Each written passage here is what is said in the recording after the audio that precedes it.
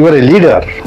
আপনার প্রতিপক্ষ শেখ হাসিনা, নরেন্দ্র মোদী, আপনার প্রতিপক্ষ বেগম খালেদা জিয়া, তারেক রহমান, আপনার প্রতিপক্ষ জামাত, দেশের 18 কোটি মানুষের মধ্যে ছাত্ররা যারা বসিয়েছে তার বাইরে একটা বিশাল শ্রেণী, কম করে 5 থেকে 6 কোটি মানুষ আওয়ামী লীগ যারা করে, তারা প্রতি মুহূর্তে আপনাকে টেনে হিসড়ে নামানোর জন্য পথ পেতে বসে আছে।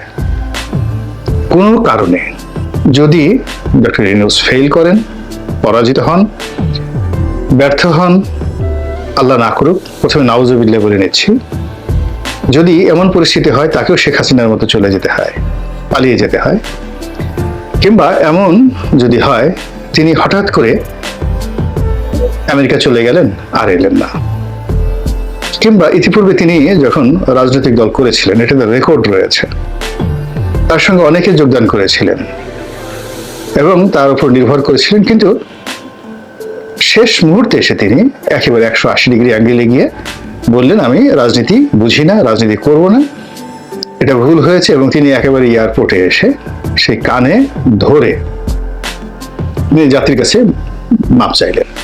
তো এই ঘটনা যখন ঘটেছিল সে আজ থেকে 15 বছর আগে, তারও আগে 16 বছর আগে, তখন তার তারুণ্য ছিল, বয়স ছিল, তাগদ ছিল, এখন তিনি বয়সের ভারী নুজু, কাজেই আগের মতো তার তারুণ্য নেই, শারীরিক শক্তি নেই, মনোবল নেই, কিন্তু মেধার যোগ্যতা হয়তো আগের চেয়ে বেশি আছে, অভিজ্ঞতা আগের চেয়ে বেশি আছে। You are a leader. আপনার প্রতিপক্ষ শেখ হাসিনা, নরেন্দ্র মোদী, আপনার প্রতিপক্ষ বেগম খালেদা জিয়া, তারেক রহমান, আপনার প্রতিপক্ষ জামাত, দেশের 18 কোটি মানুষের মধ্যে ছাত্ররা যারা বসিয়েছে তার বাইরে একটা বিশাল শ্রেণী, কম করে 5 থেকে 6 কোটি মানুষ আওয়ামী লীগ যারা করে, তারা প্রতি মুহূর্তে আপনাকে টেনে হিসড়ে নামানোর জন্য পথ পেতে বসে আছে। আপনার কণ্ঠে যদি দুর্বলতা থাকে, তারা তো আনন্দে লাফাবে, বগল বাজাতে থাকবে, ক্যাতকুত ক্যাতকুত করে বগল বাজাতে থাকবে। বগলে সাবান দিয়ে ছোট গেলে আমরা যেভাবে বগল বাজাতাম না, শব্দ করে, এইভাবে আপনার এই ভাষণ শুনে সবাই ক্যাতকুত ক্যাতকুত করে তারা ডাকাডাকি শুরু করে দিয়েছে। যার জন্য ডক্টর মোহাম্মদ ইউনূস, মান্যবর প্রধান উপদেষ্টা, স্বনির্বন্ধ অনুরোধ, ঘুরে দাঁড়ান।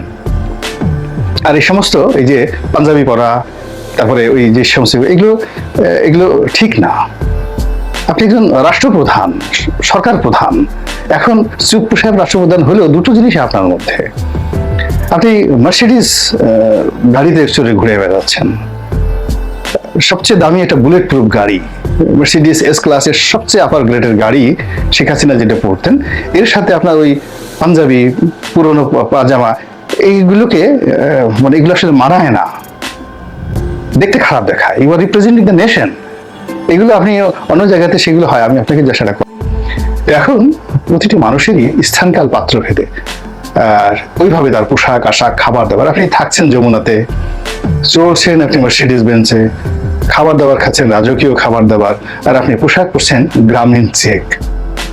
It's not fair. আপনাকে অন্য সবরা যাওয়ার সময় দেখুন, একেবারে নরেন্দ্র মোদী খুব অফ ড্রেস ছিল, মমতা ব্যানার্জি অফ ড্রেস পরেন, কিন্তু যখন রাষ্ট্রীয় যে প্রোটোকল হয় সেখানে বিশ্ব নেতাদের মাঝে যখন আপনি দাঁড়াবেন, বাংলাদেশকে রিপ্রেজেন্ট করবেন, আপনি নেলসন ম্যান্ডেলার পোশাকের দিকে তাকায় দেখেন তো, তার পোশাকের দিকে তাকায় দেখেন। এখন আপনি কি নেলসন ম্যান্ডেলার চেয়ে বড় হয়ে গেছেন?